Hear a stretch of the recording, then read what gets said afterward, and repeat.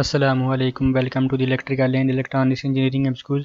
आज हम थरिस्टर के बारे में डिस्कस करेंगे। What is thyristor, how it works and why we use thyristor in circuit. इस वीडियो को शुरू करने से पहले काइंडली चैनल को सब्सक्राइब कर लें और बेल आइकन पर क्लिक करें ताकि हमारी नई आने वाली वीडियोज़ की नोटिफिकेशन आपको टाइम पर मिल सकें। चलिए इस वीडियो को स्टार्ट करते हैं। Definition of थरिस्टर। थरिस्टर को हम सिलिकॉन कंट्रोल रेक्टिफायर SCR भी कहते हैं। तो SCR is a 4-layer 3-junction semiconductor device. It has 3 terminal, anode, cathode and gate. तो थरिस्टर हमारे पास एक 4-layer semiconductor device है। देख सकते हैं लेयर 1, लेयर 2, लेयर 3 और ये हमारे पास लेयर 4 है। तो थरिस्टर और SCR is a 4-layer semiconductor device having a 3-junction J1, J2, J3 and 3 terminal, anode, cathode and gate. तो थरिस्टर हमारे पास 4-layer semiconductor device है। इसके 3 जंक्शन होते हैं और हमारे पास 3 ही टर्मिनल होते हैं। इसको हम सिलिकॉन कंट्रोल रेक्टिफायर भी कहते हैं। तो thyristor is a 4-layer semiconductor device having 3 junction J1, J2, J3 and 3 terminal, anode, cathode and gate. तो इसके आप सिंबल को देखते हैं, इसका एनोड है, इसका हमारे पास कैथोड है, नेगेटिव टर्मिनल, ये गेट टर्मिनल है। यहाँ से हम आउटपुट को कंट्रोल करते हैं।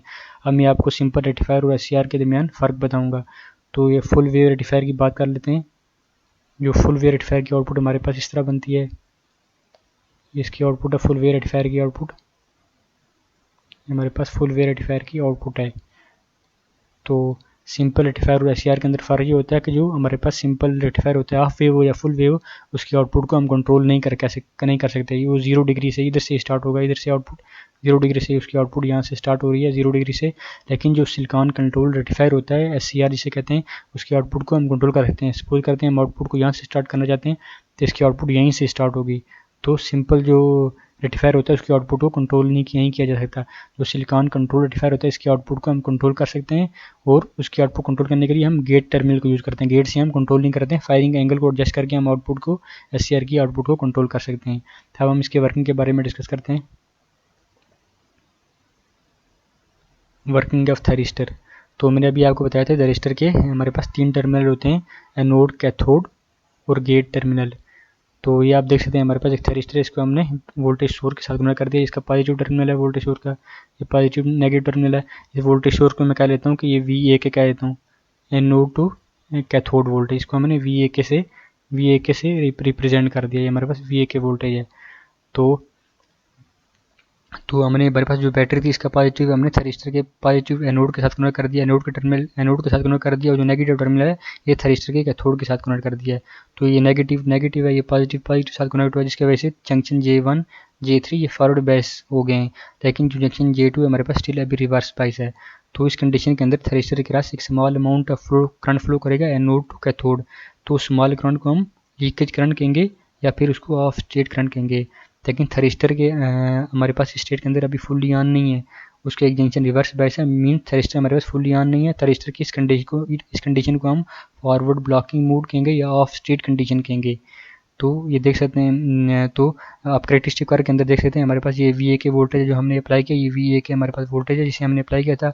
और वोल्टेज अप्लाई करने की वजह से हमारे पास जो एनोड टू जो करंट फ्लो हुआ है उसको फॉरवर्ड करंट कहें, ये करेक्टरिस्टिक फॉरवर्ड करंट कहा जाता है। ये हमारे पास फॉरवर्ड करंट है, ये नेगेटिव VA ये पॉजिटिव जो रिवर्स करंट है जो हमारे पास। तो जो ही हमने थरिस्टर के क्रॉस VA वोल्टेज को अप्लाई किया, जिसके वजह से जंक्शन J1 और J3 फॉरवर्ड बायस हो गए थे और जंक्शन J3 J2 हुआ स्टिल रिवर्स बायस था। तो हमारे पास थरिस्टर के क्रॉस एक small amount of current flow होना स्टार्ट होती है एनोड टू कैथोड। उस करंट को हमने लीकेज करंट या ऑफ स्टेट करंट कहते हैं। थरिस्टर हमारे पास फुली ऑन नहीं था, थरिस्टर की स्टेट को हम फॉरवर्ड ब्लॉकिंग मोड या ऑफ स्टेट कंडीशन कहते हैं। तो आप करेक्टरिस्टिक कर्व के अंदर देखते हैं हमने जब VA वोल्टेज को जो ही अप्लाई किया, ये VA वोल्टेज को जो ही अप्लाई किया, जिसकी वजह से जंक्शन J1 और J3 फॉरवर्ड बायस हो गए थे और हमारे पास small amount of current flow होना स्टार्ट हो गया था। तो आप देख सकते हैं हमारे पास कैरेक्टरिस्टिक कर्व के अंदर ये हमारे पास जो थरिस्टर का ये स्टेट के अंदर ये फॉरवर्ड ब्लॉकिंग मोड के अंदर था थरिस्टर। तो ये फॉरवर्ड ब्लॉकिंग रीजन है, उसको थरिस्टर का ये फॉरवर्ड ब्लॉकिंग रीजन है। तो इसी फॉरवर्ड ब्लॉकिंग रीजन के अंदर आप देख सकते हैं हमारे पास एक होल्डिंग करंट है। होल्डिंग करंट जो है हमारे पास थरिस्टर के जब थरिस्टर जब फॉरवर्ड ब्लॉकिंग मोड के अंदर हो उस टाइम ये हमारे पास एग्जिस्ट करता है। तो ये नेक्स्ट स्लाइड्स के अंदर मैं आपको इसको एक्सप्लेन करूंगा कि होल्डिंग करंट क्या चीज़ होती है। होल्डिंग करंट जब वो करंट होता है जब थरिस्टर हमारे पास फुल्ली ऑन नहीं होता, उसका कोई ना कोई जंक्शन रिवर्स बायस होता है, थरिस्टर फुल्ली ऑन नहीं होगा तो उस टाइम ये करंट एग्जिस्ट करेगा, उस करंट को हम होल्डिंग करंट कहा जाता है।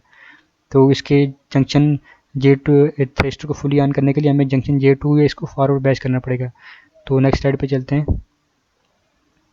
तो जो ही हमने थरिस्टर के क्रॉस VA के वोल्टेज को अप्लाई किया था, जिसकी वजह से हमारे पास जंक्शन J1 और J3 फॉरवर्ड बायस हो गए थे। जंक्शन J2 हमारे पास अभी रिवर्स बायस के अंदर ही था। तो ये हमारे पास VA के वोल्टेज थी जो हमने सोर्स को जब अप्लाई किया था, VA के वोल्टेज। तो हमारे पास जब जो ही हमने वोल्टेज सोर्स को अप्लाई किया तो जंक्शन J1 और J3 फॉरवर्ड बायस हो गए थे, J2 हमारे पास स्टिल रिवर्स बायस था। तो थरिस्टर हमारे पास फुली ऑन नहीं था। अब थरिस्टर को फुली ऑन करने के लिए हमारे पास दो कंडीशन है, या फिर हम गेट वोल्टेज गेट के ऊपर पॉजिटिव पल्स दें, और दूसरी कंडीशन ये होती है कि हम VA के वोल्टेज को इंक्रीज़ कर दें। तो सबसे पहले हम ये कर लेते हैं कि पहली वाली कंडीशन जो है इसे VA के को हम अप्लाई कर लेते हैं। जो if the anode to cathode voltage VA के is increase to sufficient large value, जो ही हम एनोड टू कैथोड वोल्टेज को इतने ज़्यादा इंक्रीज कर देंगे जिसके वजह से जंक्शन J2 ब्रेक डाउन हो जाएगा। ब्रेक डाउन होने की वजह से जंक्शन J2 फॉरवर्ड बायस हो जाएगा, और इस ब्रेक डाउन को जंक्शन J2 के क्रॉस जो ब्रेक डाउन होगा उसको हम एविलियंची ब्रेक डाउन कहेंगे। एविलियंची ब्रेक डाउन, और उस जंक्शन के क्रॉस जो वोल्टेज एक्जिस्ट करेगी उसके हम फॉरवर्ड ब्रेक डाउन वोल्टेज कहेंगे। तो जो ही हमने VA के वोल्टेज को इंक्रीज़ किया जिसके वजह से जंक्शन J2 हमारे पास ब्रेक डाउन हो गया, जिस ब्रेक डाउन को हमने एवरेंचिंग ब्रेक डाउन कहा है, और उसी जंक्शन के जो वोल्टेज होगी उसे हम फॉरवर्ड ब्रेक डाउन वोल्टेज कहेंगे। तो हम थ्रेस्टर के हमारे तीनों के तीनों जो जंक्शन है ये फॉरवर्ड बायस हो गए हैं। तो इसका मतलब है हमारा थ्रेस्टर फुली ऑन हो गया है। थ्रेस्टर की स्टेट को हम कहेंगे, इसको फुली ऑन स्टेट कहेंगे।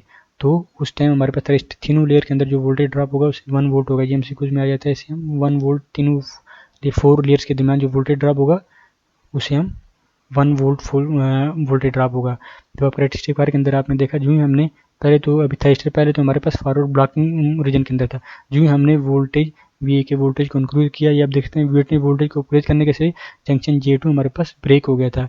ब्रेक होने की वजह से एक large amount of current anode to cathode flow होना स्टार्ट हो गया था। तो जो ब्रेक होने की वजह से जंक्शन J2 जो ही ब्रेक हुआ तो उस ब्रेक होने की वजह से लार्ज अमाउंट ऑफ करंट हमारे पास एटम ये फ्लो होना स्टार्ट हो गया। एनोड टू कैथोड एक large amount of current produce हुआ। तो उस टाइम थ्रेस्टर हमारे पास फॉरवर्ड कंडक्टिंग रीजन के अंदर चला जाएगा। मीन्स तीनों जंक्शन जब फुल ऑन हो जाएंगे, इसका मतलब थ्रेस्टर हमारे पास जो फॉरवर्ड कंडक्टिंग रीजन के अंदर है। तो फॉरवर्ड कंडक्टिंग रीजन के अंदर आप देख रहे हैं हमारे पास एक लैचिंग करंट है। लैचिंग करंट ये हमारे पास minimum anode to cathode current होता है जब थ्रेस्टर के तीनों जंक्शन मीन्स फॉरवर्ड बायस होते हैं या फुली ऑन होते हैं। लैचिंग करंट उस टाइम एग्जिस्ट करेगा जब थ्रेस्टर के हमारे पास तीनों जंक्शन ऑन हो गए, मीन्स थ्रेस्टर फुली ऑन होगा। तो उस टाइम थ्रेस्टर के क्रॉस जो 4 लेयर्स के अंदर जो वोल्टेज ड्रॉप होगा वो टिपिकली 1 वोल्ट होगा। तो ये वेरी स्मॉल वोल्टेज ड्रॉप होता है। दूसरा तरीका ये होता है, देखिए J2 को फॉरवर्ड बायस करने के लिए हम गेट के अंदर पॉजिटिव पल्स देते हैं।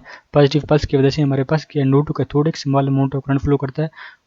तो उस करंट को हम जो ये आप देख लेते हैं कैरेक्टरिस्टिक के कार के अंदर हमारे पास ये एक वोल्ट लैचिंग करंट नजर आ रहा होगा आपको। ये latching current is minimum anode to cathode current to turn on thyristor otherwise device reverse to the blocking state. तो लैचिंग करंट हमारे पास एक मिनिमम करंट होता है थ्रेस्टर को ऑन स्टेट थ्रेस्टर को ऑन करने के लिए, ऑन स्टेट के अंदर मेंटेन करने के लिए एक मिनिमम करंट होता है थ्रेस्टर के क्रॉस, उसको हम लैचिंग करंट देते हैं। ये इसका लेवल, इस लेवल से अगर नीचे चला जाए तो दोबारा फॉरवर्ड ब्लॉकिंग रीजन के अंदर आ जाएगा।